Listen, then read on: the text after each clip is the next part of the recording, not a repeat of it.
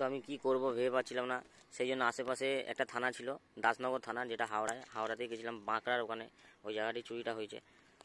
আমি যখন থানায় গেলাম, থানা বললো, শুনলো, প্রথমে শুনে বললো না ওটা আমাদের আন্ডারে পড়ে না, অমুক একটা থানার আন্ডারে পড়ে, ওখানে যাও। ওখানে পাঠালো, ওখানে আমি গেলাম, ওখানেও বলছে না এটা আমাদের আন্ডারে পড়ে না, এটা দাসনগর থানার আন্ডারে পড়ে। তো বন্ধুরা আমি আবার গাড়ি নিয়ে দাসনগর থানায় গেলাম, যে আমি যে বাড়ি যাব আমাকে কিছু একটা ব্যবস্থা করে দিন, কারণ আমার গাড়ির সামনে যেখানটা গাড়ি রাখা ছিল সামনে একটা লাইট পোস্ট ছিল, লাইট পোস্টে ক্যামেরা ছিল, তো ক্যামেরাটা পুলিশের আন্ডারে চলছে। তো ওই জন্য আমি হেল্প চাইতে গেছিলাম, কিন্তু থানা বললো কোনো হেল্প করতে এখন পারবো না, এখন আমাদের কোনো লোক নেই। আমি ডকুমেন্টস লেখাতে গেছিলাম, লোক থাক না থাক, আমার রিপোর্টটাও নিল না, বললো তুমি কালকে আসো, আজকে আমরা খুব ব্যস্ত আছি। কোনো কথা শুনলো না আমাকে পাঠিয়ে দিল।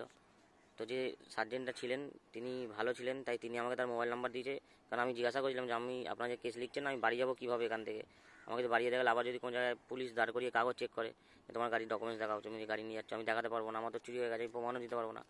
তো সার্জেন্ট আমাকে ওনার ফোন নাম্বার দিল, বললো আপনি বাড়ি যান, আপনি কালকে আসুন, কালকে লোক থাকবে দেখে নেবো। এখন আজকে আমাকে ও যদি ফোন করে আমাকে ফোন করবেন, আমি বলে দেবো এই হয়েছে, আজকে আমরা কোনো হেল্প করতে পারবো না।